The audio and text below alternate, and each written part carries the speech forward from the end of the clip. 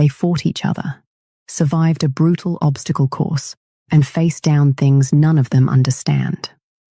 Now the survivors must face the most terrifying trial yet, a test in a blood-soaked valley where the lines between friend and foe are blurred. This is part 2 of the Basgiath Files. 29th September, 2100 hours. Core subjects, 14. Status, 6 living, 4 casualties, 0 missing. Of the 10 subjects we met in part 1, only 6 remain. 4 cadets, 5, 6, 7 and 9 are no longer with us. The 6 will continue to follow are Cadet 1, the bloodthirsty predator who sees his classmates as mere obstacles to his ambition. In part 1, we recounted his callous murder of another cadet. Cadet 2, loyal to a fault. His skills are catching up to his instincts, and he's shaping up to be a formidable officer.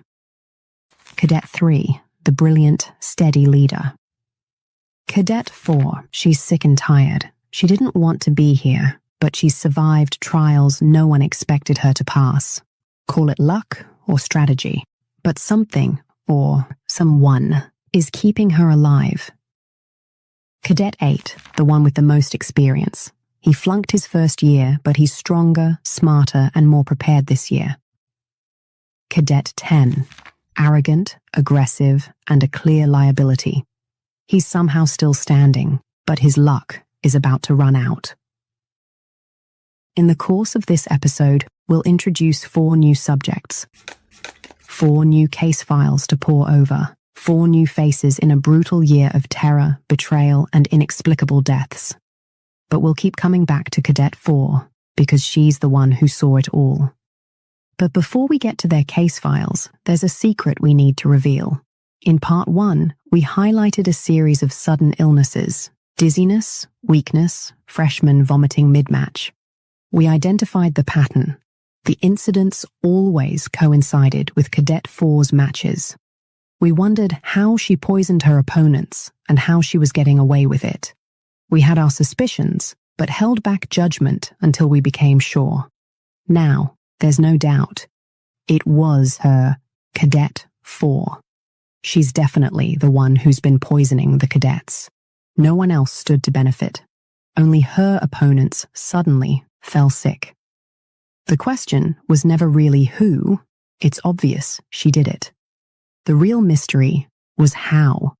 How could a cadet who can barely walk a straight line without pain pull off a series of perfectly timed poisonings without a single witness? I command shadows. I command shadows. That's the valedictorian in a stunning admission from a just-recovered file. Suddenly, a phantom master poisoner operating with impunity doesn't seem so impossible. Is the valedictorian her accomplice? A ghost in the halls, literally cloaking her in darkness as she carries out her work? It's circumstantial, we know, but you have to admit it's a compelling theory. To understand the valedictorian and the secrets he's capable of keeping, we have to look at another discovery. A group of students, the marked ones, are holding secret late-night unauthorized meetings, a blatant capital offense, and yet no one ever reports them. We don't have any answers why, but we're full of theories. Maybe the valedictorian's intimidating witnesses, or maybe he's been hiding the marked ones, making sure no one sees anything. The valedictorian, as we've seen, knows a thing or two about secrets, secret meetings, 4's secret poisoning side quest, and maybe the secrets of his father, the executed rebel. He's a man burdened by secrets, the weight of which will either make him fear them or force him to become their master. In a confidential report, 4 recounts what she saw at one of the marked ones' midnight meetings. It's here we get a glimpse of the valedictorian, unfiltered and pragmatic, a leader forged in fire. People die. It's not glorious like the bards sing about either. It's snapped necks and 200-foot falls. You learn what they teach you. Keep what you know, but recite whatever they tell you to. Moments later, the valedictorian discovers an eavesdropping 4. Let me guess. You could smell my perfume. Isn't that what always gives the heroine away in books? I command shadows, he scoffs. But sure, it was your perfume that gave you away. In that confrontation in the dark, a deal was struck. Cadet 4 will keep the valedictorian's secret about the illegal meetings, and he'll later agree to keep hers when he learns of her work as a master of poisons. So Cadet 4 becomes an accomplice to treason, and the valedictorian becomes an accomplice to public safety violations. That's the foundation of their relationship, secrets, and dangerous machinations. The case file paints a fascinating portrait of their relationship. Cadet 4 was enchanted when she first saw him. She describes him as the most exquisite man she's ever seen, with a trouble and you like it level of hot. The valedictorian, however, is said to have looked at her with cold, unadulterated hatred, so intense that 4 would say that she could almost taste the loathing wafting off him. Yet, in the secret meeting, when another marked one asked when they could kill her, the valedictorian's response was simple. She's his to handle. A possessive and chilling statement. Is he claiming his future victim or protecting a future asset? Their relationship continues to unfold during the cadet's next trial. Official records call it threshing, an asset acquisition exercise. The cadets are ushered into a forested valley where the air tastes of scorched earth and the silence is a living, breathing thing. The rules are simple: secure your asset and leave alive. That's it. But what the college didn't say was this: the real test wasn't survival. It was a cold, hard lesson in who to trust. Official records list 101 assets. Our analysis of the case files reveals these weren't ordinary assets. They're powerful, sentient beings. Fierce, deadly, mythical. The cadets were sent after dragons. The next unsettling detail from the documents we've reviewed is the statistics. 137 dragons were willing to bond last year, and 126 the year before that. This year's 101 dragons is a sharp drop. It's clear the dragons are wary of the cadets, wary of a school with a terrifying body count. 1st October, 0900 hours. Core subjects, 10. Status, 10 living, 0 casualties. 0 missing. What happened at Threshing is a jumbled mess of fragmented testimony with a violent confrontation at its center. We'll piece the truth together from 3 incident reports: Cadet 4's, Cadet 1's, and that from Cadet 11. Cadet 11, our first newcomer, claims he was pressured into joining Cadets 1 and 10 in hunting a small, defenseless golden dragon. Cadet 1's testimony corroborates this, but frames it as a duty. Letting something so weak, so incapable of fighting live is against our beliefs. He saw it as his mission to eliminate a liability before claiming a more powerful dragon for himself. A dangerous and frankly idiotic plan, to say the least. According to 11, Cadet 4 appeared out of nowhere, a flash of steel in the clearing. He says Cadet 1 was ecstatic. He saw an opportunity to take out both the weakest links at the same time.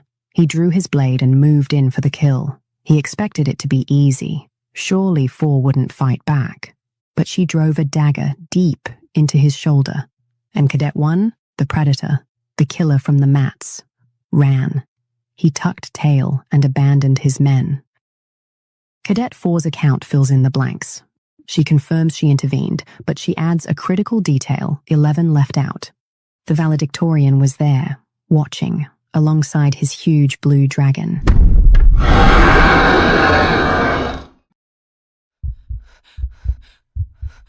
Ten's blade tore through 4's leg, and 11 raised his sword for the killing blow.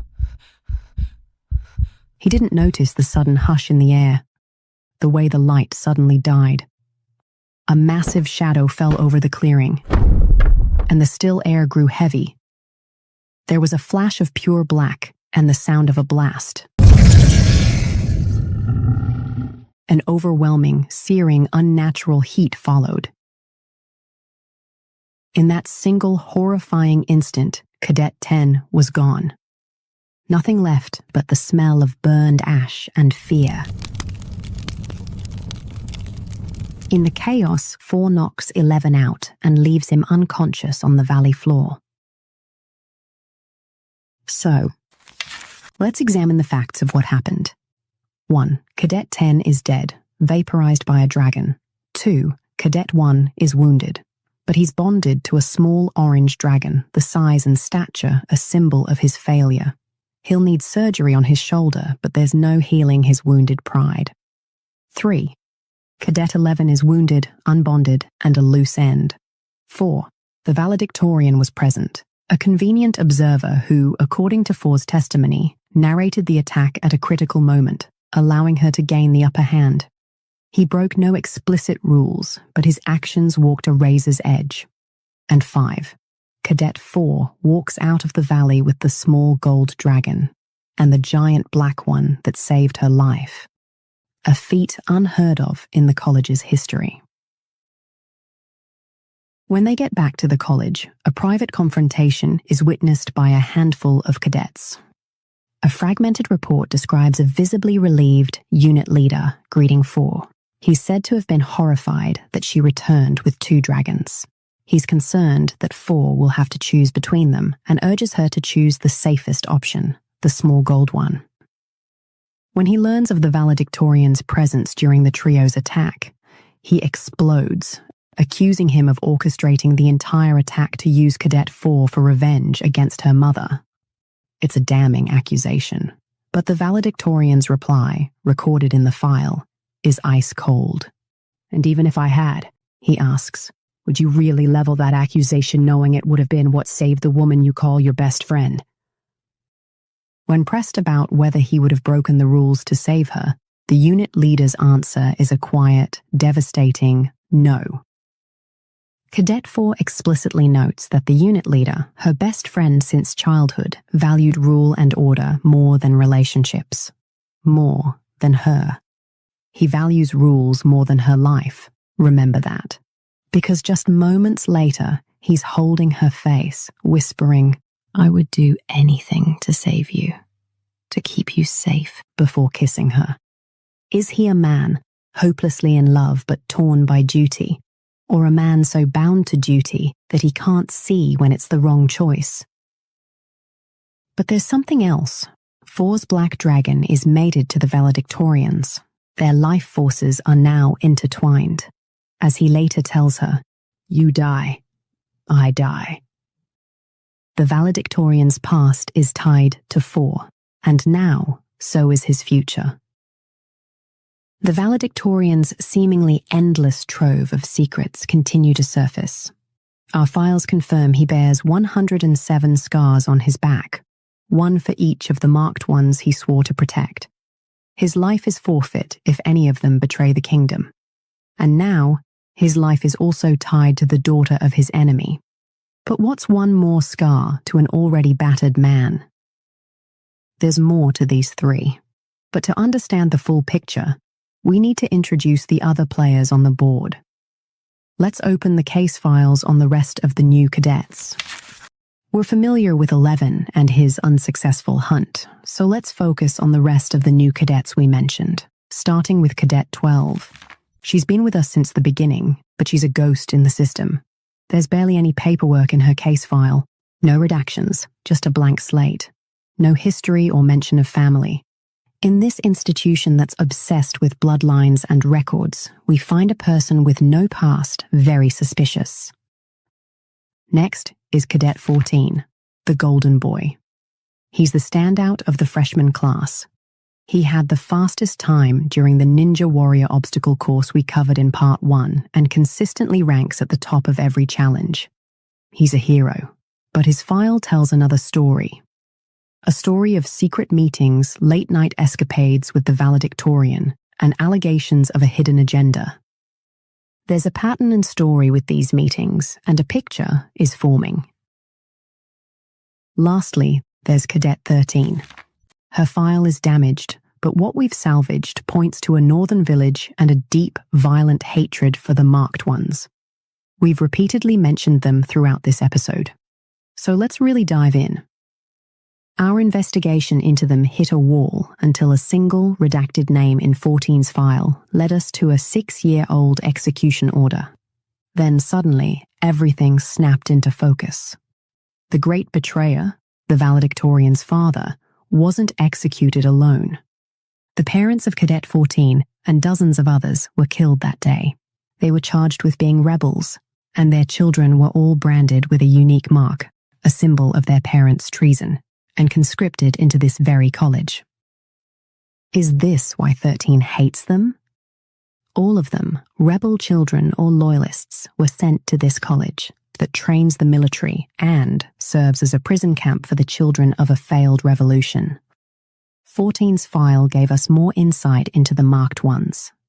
After their parents' execution, they were all fostered under different families of Navarian loyalists. 14 and the valedictorian were fostered together, away from 14's younger sister. We'll get to her later. 14 and the valedictorian are particularly close. He's even, on multiple occasions, heard saying that he owes him everything. The marked one's secret late-night meetings are a capital offense. It's illegal for more than 3 of them to gather at once. The kingdom, it seems, isn't taking any chances on them being like their parents. But they've still been meeting. What could be so important for them to risk their lives? 1st October, 2200 hours. Core subjects, 10. Status, 8 living, 1 casualty, 1 missing. Wait, did you catch that? The log says 1 missing. Let's make a note of it and circle back later. As the dust from threshing settles, even more bonds are revealed. Cadets 2, 3, 8, and the golden boy, 14, all succeed. All of them now have dragons. But what about Cadet 12, the ghost in the system? She was last seen on the back of an orange dragon on the night of the 1st of October. It's reported that she fell from its back on the maiden flight back to school. An accident, according to witness statements. But there are no records of what happened to her body. Which brings us back to that archival log. Status, 1 missing. 12 is a loose thread, and this investigation pulls on every fray. Did she really fall from a dragon's back? And if so, what happened to her body? While our investigation was focused on the ghost that's Cadet 12, the survivors were facing a more immediate threat. The unbonded cadets, humiliated at threshing, were seething. Official records show a series of escalating altercations, all directed at one person, Cadet 4. It was only a matter of time, in our view, before things turned violent. Weeks later, in the dead of night, they did. Cadet 11 returns to finish what he started in the valley. Just like then, he's not alone this time too. He's leading a squad of hitmen straight to Cadet 4's door. 4, quick to action, is saved by a telepathic warning from her black dragon and a dragon scale vest, an enrollment gift from her older sister. As 11 moves in for the kill, Cadet 4's small golden dragon does something impossible. According to 4's testimony, a detail she herself seems to barely comprehend, her small golden dragon stopped time. In that frozen moment, a spectre of vengeance appears in the doorway, a dark, avenging angel, and his judgment is swift. You're all fucking dead. The valedictorian single-handedly eliminates 6 of 4's attackers without hesitation, becoming judge, jury, and executioner to protect her. He helps her clean the blood from the floor and then wards her door. Later, he exposes another battalion leader for orchestrating the attack, believing 4's explanation of what happened, unlike the unit leader who doubts her claims. From this point on, his protection of Cadet 4 becomes an obsession. He wards the door to her room so that only she can open it. He assigns 14 as her bodyguard. He instructs a couple of second years to train her, and he's always watching her, even during classes. Their files detail a passionate and complicated relationship. While the official documents go into explicit detail, we'll keep our broadcast PG. For those interested in the unredacted account, a link is available in the description and show notes. The case files also reveal new details about the relationships between the cadets. After the battalion leader is executed, Cadets 2, 3, and 8 physically stand by Cadet 4. Their alliance has developed into a full-fledged friendship. It's also expanded to include Cadet 2 and Cadet 14. After threshing, Cadet 8 is seen leaving Cadet 3's room one morning, red-cheeked and awkward. 5th January, 2200 hours. Core subjects, 10. Status, 7 living, 2 casualties, 1 missing. At this point, our investigation has uncovered the beginnings of a conspiracy that's complicated by deepening, dangerous attachments. We know who the marked ones are and what they've lost. And we've introduced dragons and seen their deadly strength. But for every fact we uncover, every lie we expose, a deeper, more intricate design emerges. In the third and final part of the Basgiath Files, we'll dissect the anatomy of that design. We'll return to that cool summer morning, to the battle that officially went down as a win, and to the lies that buried the truth. What really happened, and who paid the ultimate price. Stay tuned for the third and final part of the Basgiath Files.